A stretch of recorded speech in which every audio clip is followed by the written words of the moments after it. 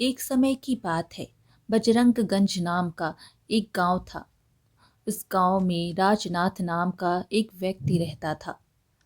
राजनाथ का इस दुनिया में कोई नहीं था सिवाय बजरंगबली जी के। राजनाथ बजरंगबली जी का बहुत बड़ा भक्त था।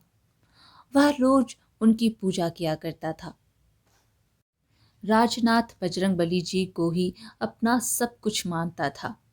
एक मित्र, पिता, गुरु, वो सारी बातें बजरंगबली जी से ही किया करता था। एक दिन सुबह सुबह वह मंदिर पहुंचता है और मंदिर की साफ सफाई करने लगता है। वो मन में सोच रहा था, हे प्रभु, कितनी धूल मिट्टी है, कोई सफाई करने वाला ही नहीं है। मैं ना रहूं तो यह मंदिर मंदिर ना लगे। और आप प्रभु इतने बड़े बड़े चमत्कार करते हैं, जरा सा चमत्कार यहाँ भी दिखा दो। लेकिन नहीं, आपको पता है ना कि राजनाथ आएगा और सफाई कर देगा। इस तरह राजनाथ हनुमान जी से बातें करते करते मंदिर की सफाई कर देता है और फिर हनुमान जी का ध्यान लगाने बैठ जाता है। तभी उसके ध्यान में हनुमान जी रस्सियों से बंधे हुए दिखाई देते हैं। हनुमान जी कह रहे थे, राजनाथ, मुझे यहाँ से छुड़ाओ, मैं बंधा हुआ हूँ, निकालो मुझे यहाँ से। अपने ध्यान में ऐसा देखकर वह सोचने लगता है, यह क्या है, हनुमान जी मुझसे मदद मांग रहे हैं, मैं भी ना कुछ भी सोचता हूँ।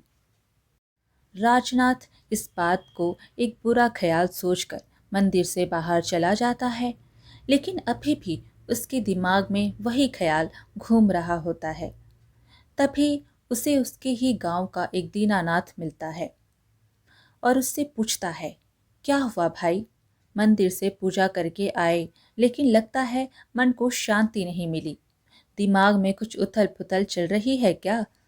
हाँ भाई, क्या बताऊं, आज बजरंगबली का ध्यान कर रहा था तो मैंने एक दृश्य देखा कि हनुमान जी एक रस्सी में बंधे हुए हैं और मुझसे मदद मांग रहे हैं। यह सुनकर दीनानाथ हंसते हुए कहता है, भाई, हनुमान जी को तुम्हारी मदद की कब से जरूरत आन पड़ी और उन्हें बांध कौन सकता है। जरूर यह ख्याल तुम्हारे मन में ऐसे ही आ गया होगा। बात तो तुम सही कह रहे हो। यह बोलकर राजनाथ वहां से अपने घर आ जाता है। संध्या होती है। सारी दिनचर्या खत्म होने के बाद राजनाथ खाना खाकर सो रहा होता है। राजनाथ को फिर से वही स्वप्न आता है। बजरंगबली जी कह रहे थे, राजनाथ, मुझे यहाँ से छुड़ाओ, मैं बंधा हुआ हूँ, निकालो मुझे यहाँ से। राजनाथ कहता है, आप कहाँ हो प्रभु? मैं मंदिर के पीछे आम के पेड़ में फंसा हुआ हूँ, मुझे यहाँ से निकाल कर मंदिर में स्थापित करो। राजनाथ सोचता है, यह कैसा स्वप्न है, लगता है हनुमान जी स्वप्न के माध्यम से मुझसे कुछ कहना चाहते हैं। मुझे यह बात कल मुखिया जी के आगे रखनी पड़ेगी। अगले दिन राजनाथ ऐसा ही करता है। वह गांव में पंचायत बिठाता है। सभी गांव वाले वहां खड़े होते हैं। सभी उससे पूछते हैं, क्या हुआ राजनाथ, आज पंचायत क्यों जमा की है? राजनाथ कहता है, बात थोड़ी गंभीर है मुखिया जी।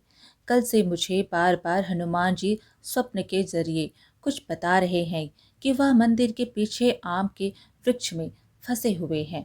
उन्हें वहां से आजाद करके मंदिर में स्थापित करना है। इसलिए मैं आपसे यह निवेदन करना चाह रहा हूँ कि उस वृक्ष को काट के उसमें से हनुमान जी को निकाल कर मंदिर में स्थापित करना होगा। राजनाथ की बात सुनकर मुखिया कहता है, क्या तुम पगला तो नहीं गए हो? माना कि तुम हनुमान जी के भक्त हो, लेकिन ऐसा भी नहीं है कि तुम कुछ भी बोलो और हम मान ले। अपनी इस बेफिजुल की बात के लिए तुमने पंचायत का समय बर्बाद किया है। राजनाथ ने कहा, पर मुखिया जी, मैं सच कह रहा हूँ, एक बार उस पेड़ को काट कर देख लेते हैं। मुखिया ने कहा, राजनाथ, क्यों बेकार की जिद कर रहे हो? यह सब तुम्हारा भ्रम है। जाओ घर जाओ, जाओ यहाँ से। आज की सभा यहीं समाप्त की जाती है। मुखिया राजनाथ को भगा देता है और कड़े शब्दों में पेड़ काटने के लिए मना कर देता है। राजनाथ उदास मन लिए घर की ओर जाने लगता है। तभी दीनानाथ उसके कंधे पर हाथ रखता है। राजनाथ, परेशान मत हो, यह सब तुम्हारे मन का वहम होगा, ज्यादा ध्यान मत दो। और वैसे भी यह आम का वृक्ष मुखिया जी का है और पता है उस वृक्ष से कितने फल आते हैं। वह तुम्हारी बात पर वृक्ष तो नहीं काटने वाले। ज्यादा सोचो मत, जाओ आराम करो, सब ठीक हो जाएगा।